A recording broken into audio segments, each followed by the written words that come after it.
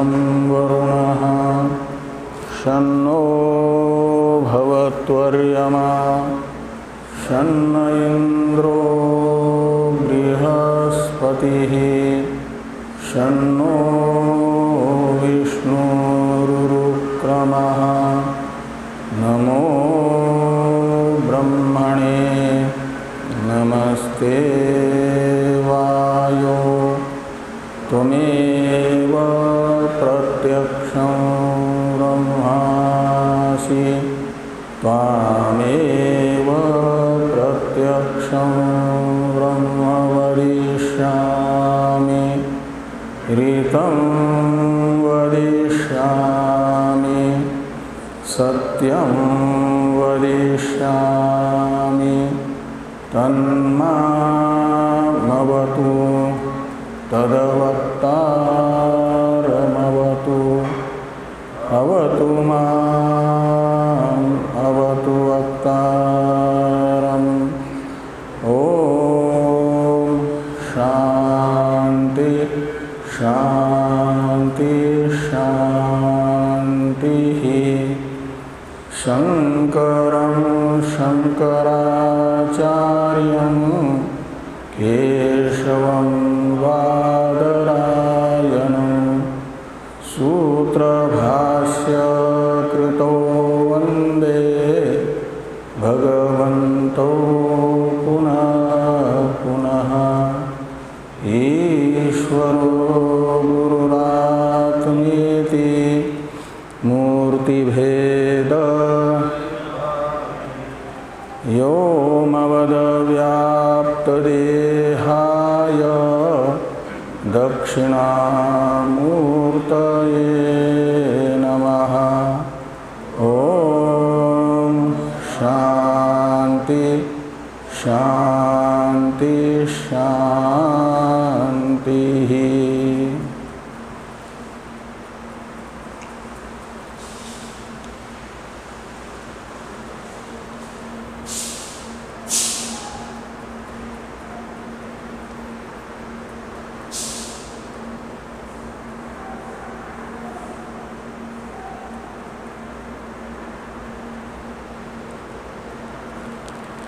कृष्ण यजुर्वेदीय तैत्रीय उपनिषद के ब्रह्मानंदवल्ली नामक द्वितीय अध्याय के अष्टम अनुवाक का विचार हम लोग कर रहे हैं। अष्टम अनुवाक के पंचम मंत्र के व्याख्यान रूप भाष्य की चर्चा हो रही है। पंचम मंत्र में जो ये वाक्य आया कि स य एवं वेद अस्मात् लोकात् प्रेत्य इमं एतम अन्नमयम आत्मानम उपसंक्रामति इत्यादि। इस वाक्य के व्याख्यान रूप भाष्य के अवसर पर पूर्व पक्षी ने एतम आनंदमयम आत्मानम उपसंक्रामति इस वाक्यार्थ पर आक्षेप किया है, प्रश्न उपस्थापित किया कि यहाँ उपसंक्रम में बताया गया आनंदमय को और उपसंक्रमण करता है एवं वित।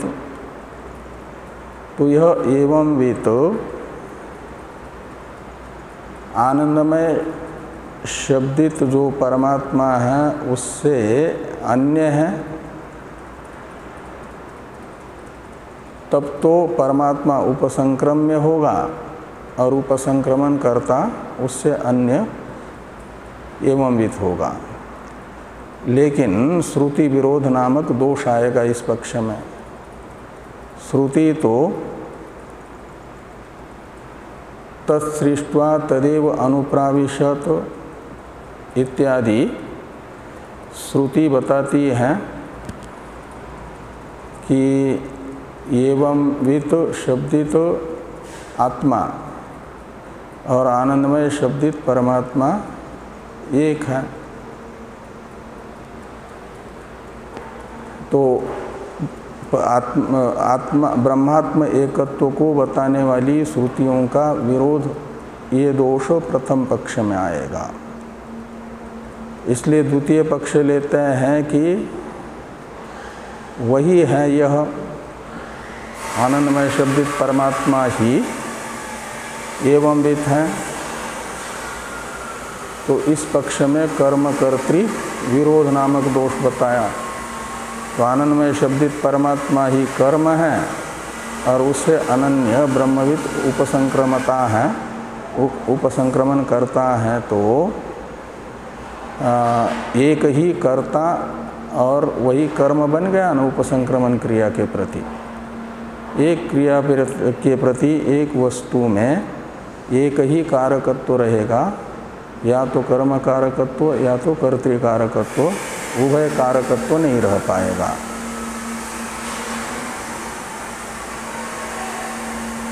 इसलिए ये दोष होगा। और इन दोनों पक्ष में से कोई भी पक्ष ऐसा नहीं है जिसमें दोष नहीं है। यदि एक पक्ष भी निर्दोष होता तो उसे उपनिषद अर्थ माना जाता, उपनिषद का तात्पर्य विषयभूत अर्थ। या तीसरा कोई पक्ष होता जो ये बताता कि उपनिषद का तात्पर्य विषयभूत ये अर्थ है। लेकिन तृतीय पक्ष भी कोई निर्दोष दिखता नहीं है।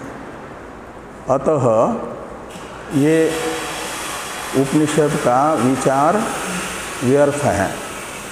ये जो शंका पूर्व पक्षी ने की, उसका निराकरण करते हुए भाष्यकार भगवान ने बताया था कि न तो,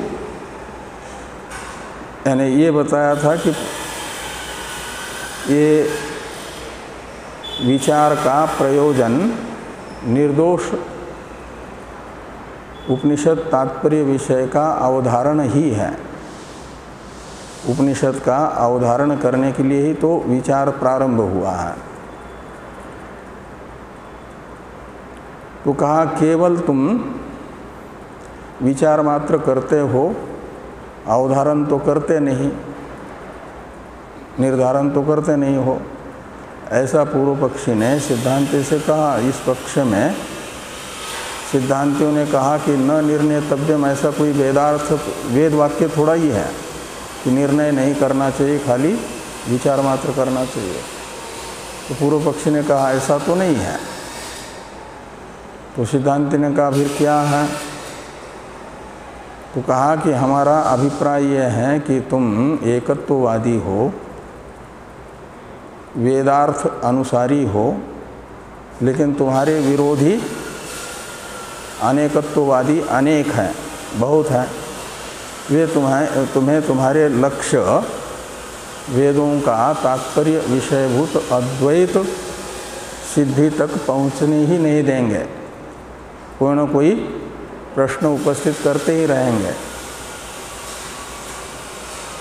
तो सिद्धांति ने शालीनता से स्वीकार करते हुए कहा कि ये तो बड़ी हमारे कल्याण की बात आपने कही। कम से कम हमें एकत्ववादी यानी अद्वैतवादी स्वीकार किया ना। और द्वैतवादी जितने भी हैं वे सब हमारे विरोधी, ये करके कहा।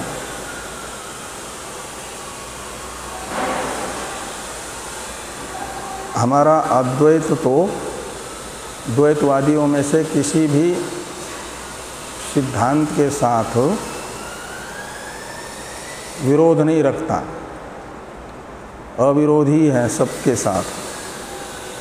इसलिए सर्वसम्मत हैं अद्वैतवाद। मांडुक्य कारिका में भी कहा गया था, हम तो केवल द्वैतवादी एक दूसरे के पक्ष का खंडन मंडन करते हैं तो हम समर्थन मात्र करते हैं, किसी का कोई विरोध नहीं करते। विरोध करने की तो तब ज़रूरत पड़ेगी जब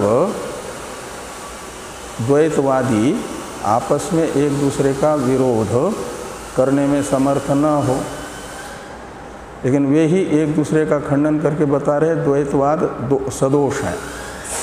तो द्वैतवाद सदोष है, ये उन्हीं के अपने मुख से निश्चित हो जाएगा तो अद्वैतवाद ही निर्दोष सिद्ध हो जाएगा, वही अद्वैत उपनिषदों का तात्पर्य विषय सिद्ध हो जाएगा।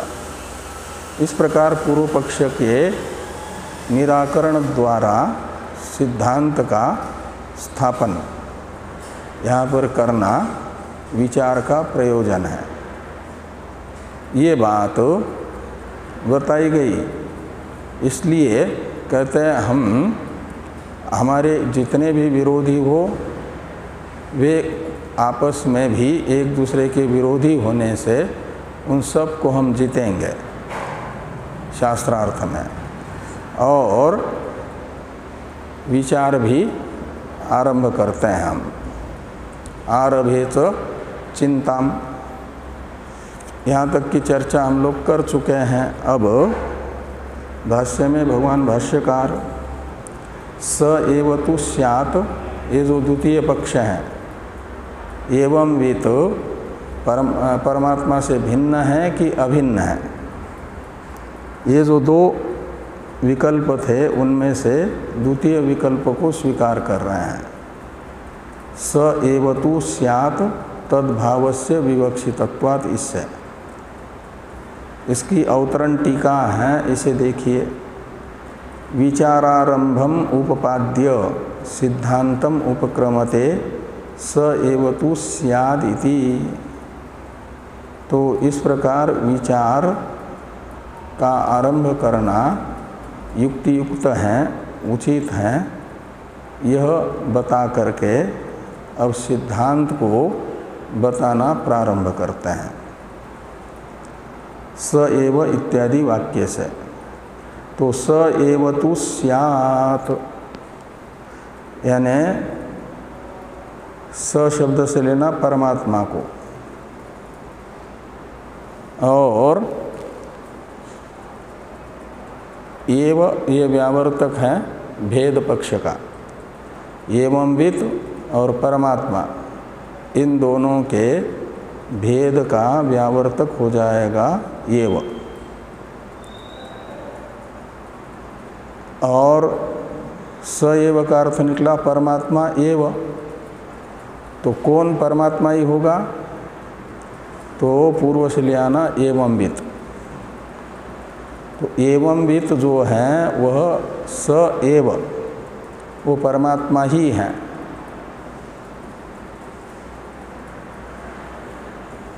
तो स एव तु स्यात्, क्यों परमात्मा रूप ही माना जा रहा है एवंवित को? कहते इसलिए कि तद्भावस्य विवक्षितत्वात्, ज्ञान के फल के रूप में परमात्मा भाव जीवात्मा में विवक्षित होने से, उपनिषदें ज्ञान मात्र से जीव में परमात्मा भाव को बताना चाहती हैं। ये सूत्र रूप से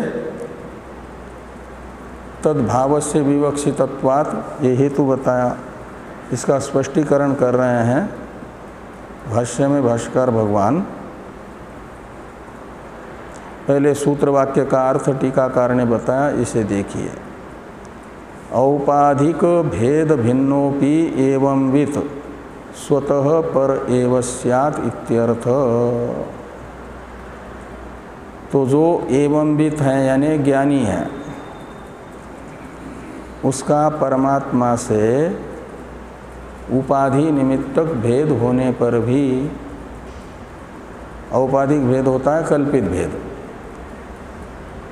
तो ज्ञानी का परमात्मा से कल्पित भेद होने पर भी स्वतः यानी स्वरूपतः, तो स्वतः पर एव स्यात्, तो एवंवित जो है वो स्वतः यानी उपाधि निरपेक्ष जो ज्ञानी का स्वरूप है वह परमात्मा ही है, पर एव स्यात्। ये अर्थ तद्भावस्य विवक्षितत्वात् इत्यादि का होगा।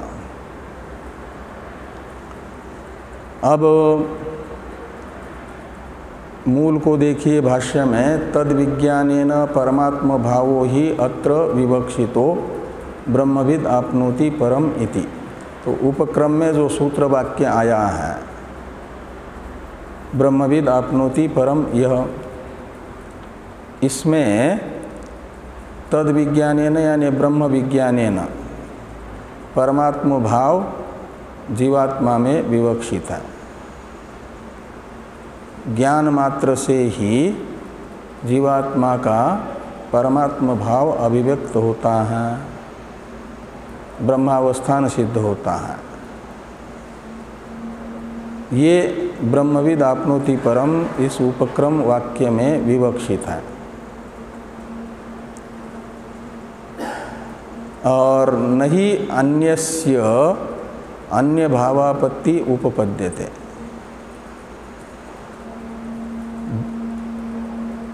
घट पटरूप हो नहीं सकता। घट अन्यस्य यानी घटस्य, पटाद भिन्नस्य घटस्य, अन्य भावः यानी पटभावः, पटभावापत्ति न उपपद्यते। उपपद्यते का अर्थ है सिद्ध होती है युक्ति से, और न उपपद्यते का अर्थ हो जाएगा उपपन्न नहीं होती है, उचित नहीं है। जिनका स्वतः भेद है ऐसे पदार्थों में ये किसी भी अन्य साधन से ज्ञान मात्र से अन्य भाव प्राप्त नहीं हो सकता। और यहाँ पर श्रुति ब्रह्मविद आपनोति परम यह जीवात्मा में ज्ञान मात्र से परमात्म भाव बता रही है। इसका अर्थ है कि स्वतः सारे जीव परमात्म रूप ही हैं। अविद्या के कारण पंचकोशों के साथ तादात्म्य करने से उसमें जीव भाव आरोपित है, औपाधिक है। और उस उपाधि का ज्ञान से बाध होने से बाधित भेद रहने पर भी पारमार्थिक अभेद का कोई विरोध नहीं होगा। ये विवक्षित है, अभिप्रेत है। तो ये कह रहे हैं कि अन्यस्य अन्य भाव न उपपद्यते।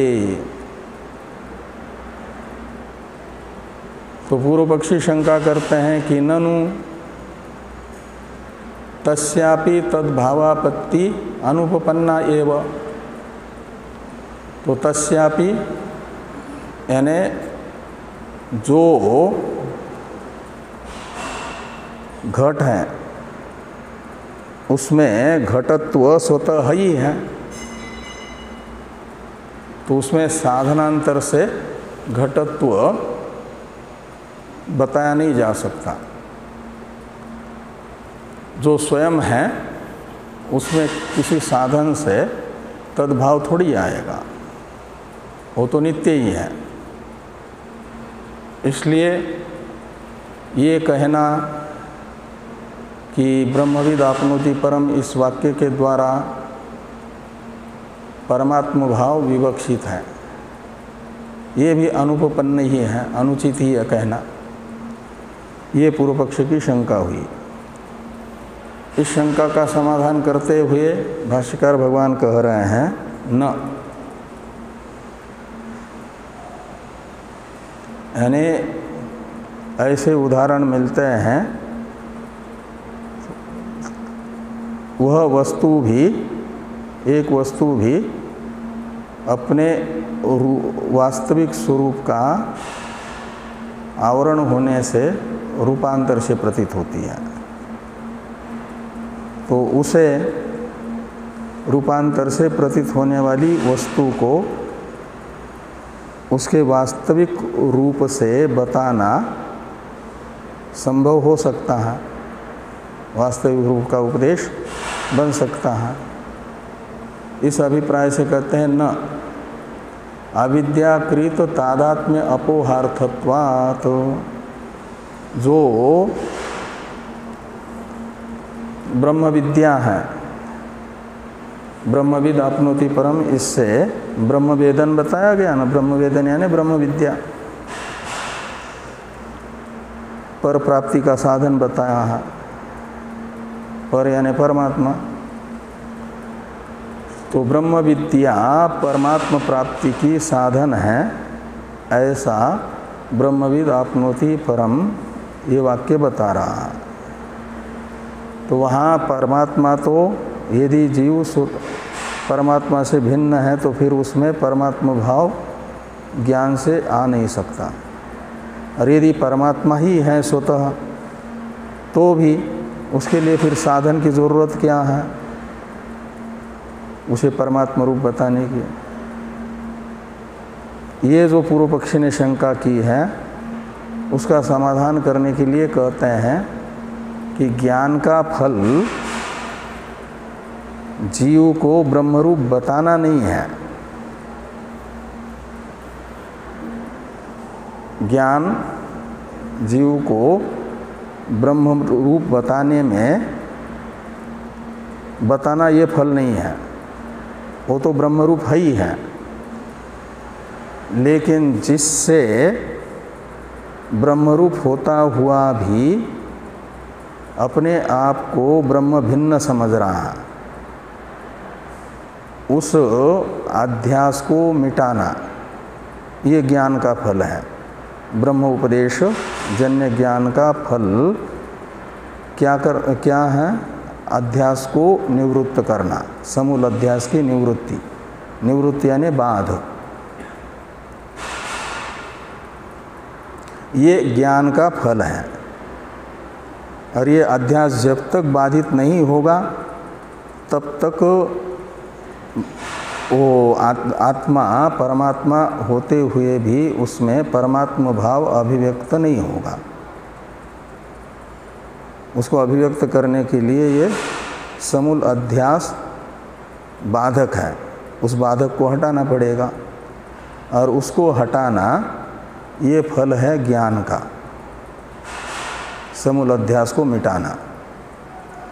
इसलिए अध्यास भाष्य में ब्रह्म सूत्र के अध्यास का निरूपण करने के बाद भाष्यकार भगवान ने कहा कि वेदांत का आरंभ किस लिए है?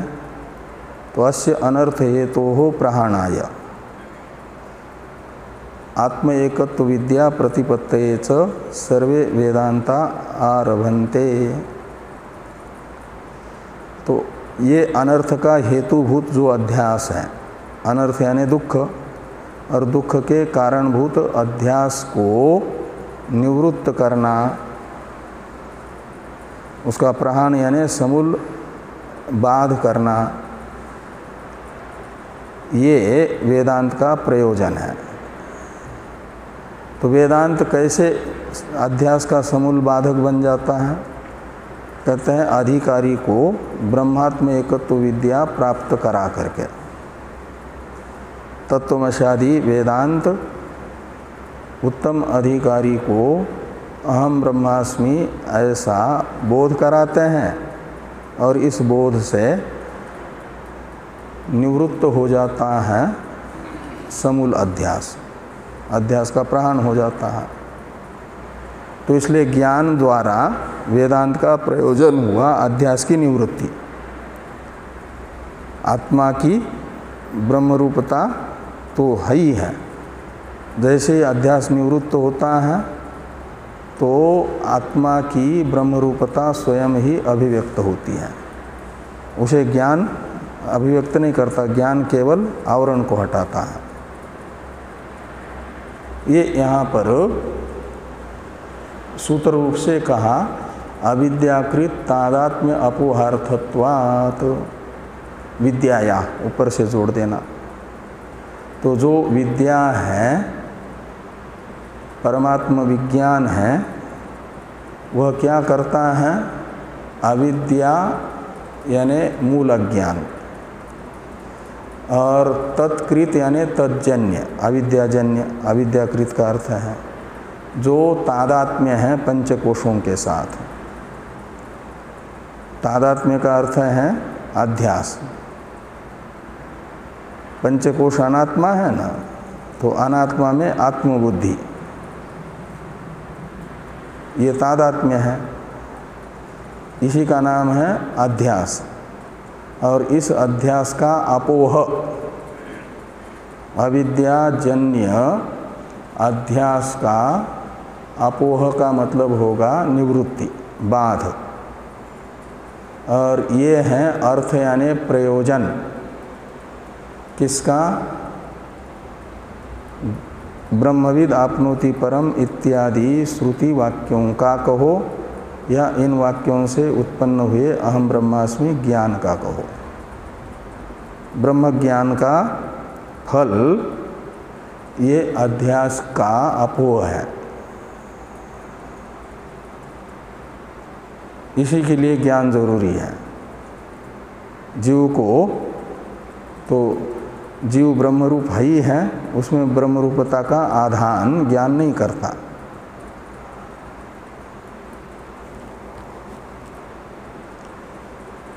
इस सूत्र वाक्य का व्याख्यान है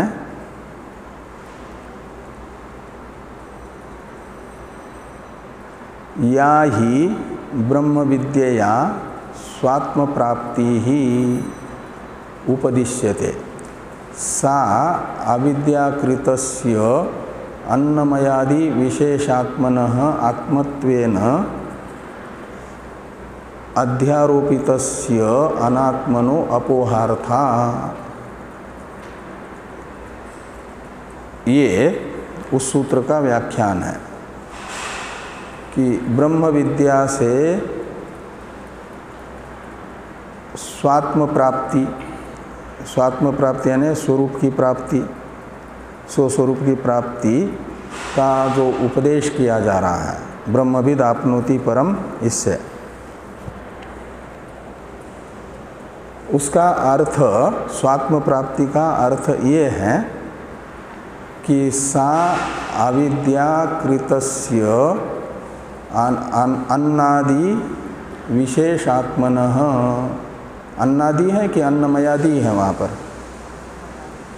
है अन्नमयादि है। हाँ, इसमें मय छूट गया है। अन्नमयादि, इसमें अन्न के पास में मयादि होना चाहिए, अन्न के बाद में मय। पुरानी पुस्तक में वो छूट गया। सा अविद्याकृत अन्नमयादि विशेषात्मनः आत्मत्वेन अध्यारोपितस्य। तो अन्नमयादि विशेषात्मा कौन है? 5, अन्नमय, प्राणमय, मनोमय, विज्ञानमय, आनंदमय। इनको कहा गया अन्नमयादि विशेषात्मा। और इस विशेषात्मा का क्या हुआ? आत्मत्वेन अध्यारोप हुआ है, यानी ये है कोश, अनात्मा, और उसकी आत्मत्वेन प्रतीति हो रही है। ये है आत्मत्वेन अध्यारोपित अन्नमयादि विशेषात्माएं। और वस्तुतः वे आत्मा नहीं है, अनात्मा है, इसलिए कहते हैं अनात्मनः, अध्यारोपितस्य अनात्मनः अपोहार्था।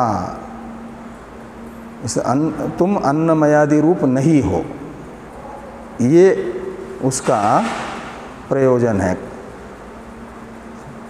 तुम ब्रह्मरूप हो, ये कहने का तात्पर्य है कि तुम अविद्या अवस्था में अपने आप को जिन अन्नमयादि पंचकोशात्मक समझ रहे हो, वे पंचकोश अनात्मा हैं, तुम्हारा वास्तविक स्वरूप नहीं है। ये बताना, ये हुआ उसका अपोह, उपाधि का अपोह यानी बाध। और ये है अर्थ यानी प्रयोजन, किसका? विद्या से स्वात्म प्राप्ति कथन का। विद्या से स्वात्म प्राप्ति होती है, इस उपदेश का प्रयोजन वो है, न कि आत्मा तो है ही है, स्वस्वरूप तो है ही है, वो कहीं आया गया नहीं है। उसका आवरक अध्यास निवृत्त करना, ये उपदेश है।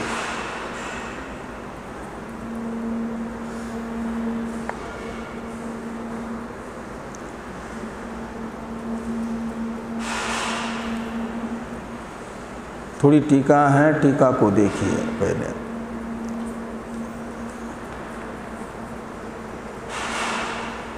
कथम इत्यादि की अवतरण रूपा ही टीका है कि अविद्या अध्यारोपित ब्रह्मत्व व्यावृत्ति रेव ब्रह्म प्राप्तिर विवक्षिता इति फलवाक्यस्य एवं अर्थता कथम अवगम्यते न पुनः अप्राप्त प्राप्ति इत्याह कथमिति। ये तो कथम एवं अर्थता अवगम्यते मूल भाष्य में आ रहा है न वाक्य, इसकी अवतरण टीका हुई। कहते अध्यारोपित ब्रह्मत्व की व्यावृत्ति, अध्यारोपित अब्रह्मत्व की व्यावृत्ति। तो अध्यारोपित अब्रह्म कौन है? अन्नमयादि विशेषात्मा, वो है वस्तुतः अनात्मा। और उस अध्यारोपित अब्रह्मत्व की व्यावृत्ति ही ब्रह्म प्राप्ति का अर्थ विवक्षित है। ब्रह्मविद आपनोति परम इस श्रुति में पर प्राप्ति का अर्थ निकलेगा अविद्या अध्यारोपित उपाधि की व्यावृत्ति। इति फलवाक्यस्य एवं अर्थता, फलवाक्य का अर्थ है ब्रह्मविद आपनोति परम, ये सूत्र वाक्य। ये ब्रह्म ज्ञान का फल बताता है ना, इसलिए इसे फल वाक्य कहते हैं। तो फल वाक्यस्य एवं अर्थता कथम अवगम्यते, तो ये अर्थ आपको कैसे अवगत हुआ? न पुनः अप्राप्त प्राप्ति, अप्राप्त ब्रह्म भाव की प्राप्ति, ये अर्थ ब्रह्मविद आपनोति परम का नहीं है, अपितु अनात्मा की निवृत्ति ही अर्थ है। इस अर्थ का निर्धारण आपने कैसे किया, ये पूछा जा रहा है। कथम एवं अर्थता अवगम्यते विद्या मात्रोपदेशात्, तो ये अवगम्यते यहाँ तक प्रश्न है। वहाँ पूर्ण विराम का चिन्ह है क्या? कॉमा या तो कॉमा हो, इतना ही प्रश्न है। कथम एवं अर्थता अवगम्यते, विद्या मात्र उपदेशात, ये उत्तर है। तो कथम यानी केन प्रमाणेन एवं अर्थता अवगम्यते, आपको किस प्रमाण से ब्रह्मविद आपनोति परम इस वाक्य का यह अर्थ प्रतीत हुआ? पर प्राप्ति का अर्थ उपाधि की निवृत्ति, अध्यास की निवृत्ति।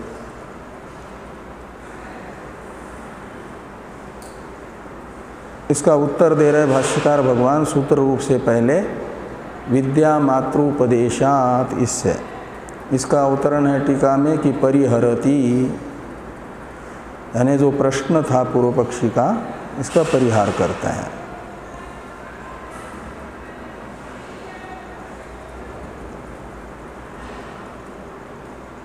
विद्या मात्रोपदेशात, आगे है विद्यायाश्च दृष्टम कार्यम अविद्या निवृत्ति तच्च इह विद्यामात्रम आत्मप्राप्तो साधनम उपदिश्यते।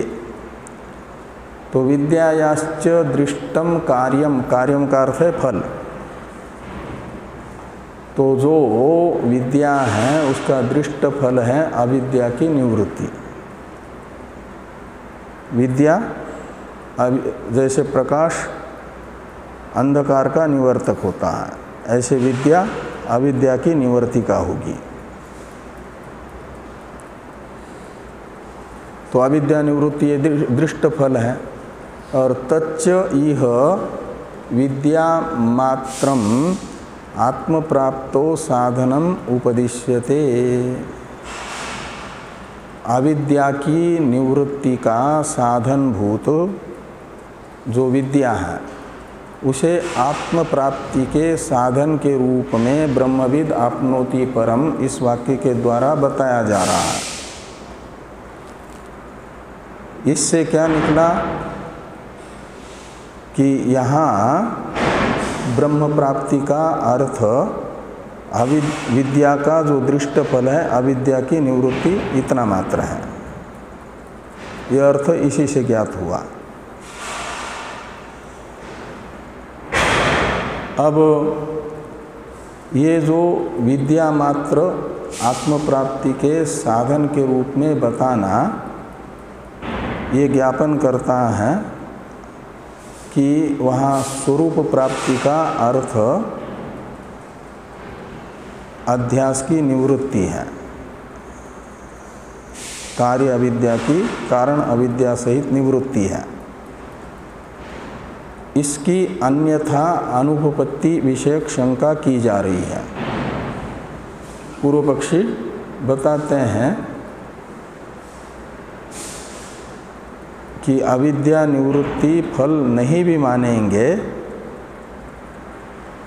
तब भी विद्या का उपदेश सार्थक है। इसलिए अन्यथा अनुपपत्ति न होकर के उपपत्ति ही हो जाएगी। अन्यथा अनुपपत्ति अर्थापत्ति प्रमाण हो जाएगा ना। तो सिद्धांति ने अर्थापत्ति प्रमाण बताया। पूर्व पक्षी ने पूछा था कथम एवं अर्थता अवगम्यते, ब्रह्मविद आपनोति परम इस वाक्य का आपको यह अर्थ किस प्रमाण से ज्ञात हुआ। तो वेदांतियों ने विद्या मात्र उपदेशात इस सूत्र वाक्य से तथा उसके व्याख्यान रूप वाक्य से ये बताया कि विद्या मात्र का उपदेश अन्यथा अनुपपत्तिया पर प्राप्ति का अर्थ अविद्या निवृत्ति मात्र है, ये बताएगा। ये स्रोत अर्थापत्ति प्रमाण सिद्धांतियों ने बताया ब्रह्मविद आपनोति परम वाक्य के एवं अर्थता में। इसका समाधान ये समाधान तो सिद्धांतियों ने पूर्व पक्षी के प्रश्न का किया, लेकिन इसका अर्थापत्ति प्रमाण की अन्यथा उपपत्ति पूर्व पक्षी के द्वारा बताई जा रही है। पूर्व पक्ष की ये जो अन्यथा उपपत्ति रूप शंका होगी उसका भी निराकरण होने के बाद ये दृढ़ स्रोत अर्थापत्ति प्रमाण से निश्चित हुआ, ये निश्चित हो जाएगा, दृढ़ निश्चय हो जाएगा ना। इसी दृष्टि से मार्ग विज्ञान इत्यादि वाक्य आ रहा है। इसका अवतरण लिखते हैं टीकाकार, अन्यथा पि उपपत्तिम शंकते, अन्यथापि उपपत्तिम शंकते मार्ग विज्ञान उपदेशवत इति चेत। ये पूर्व पक्षी ने शंका की। फिर उसका समाधान तदात्मत्वे विद्या मात्र साधन उपदेशो अहेतु, ये सब आ रहा है इति चेत यहाँ तक। जो आगे वाली और भी 2-3 पंक्ति है ना, पहले सूत्र रूप से शंका है, फिर उसका विस्तार है। और न वैधर्म्यात् यहाँ से समाधान किया जाएगा, ये बताया जाएगा अन्यथा उपपत्ति नहीं है। इसकी चर्चा हम लोग कल करेंगे। ओम शन्नो मित्रः शं वरुणः शन्नो भवत्वर्यमा शन्न इन्द्रो बृहस्पतिः शन्नो विष्णुरुक्रमः। नमो ब्रह्मणे नमस्ते वायो त्वमेव प्रत्यक्षं ब्रह्मासि त्वामेव प्रत्यक्षं ब्रह्म वदिष्यामि ऋतं वदिष्यामि सत्यं वदिष्यामि तन्मामवतु तद्वक्तारमवतु अवतु माम् अवतु वक्तारम्। ओम शांति शांति शांति। शंकरं शंकराचार्यं केशवं बादरायणं सूत्रभाष्य कृतो वंदे भगवन्तौ पुनः पुनः। ईश्वरो गुरुरात्मेति मूर्तिभेद विभागिने व्योमवद्व्याप्तदेहाय दक्षिणामूर्तये नमः। ओम शांति शांति शांति।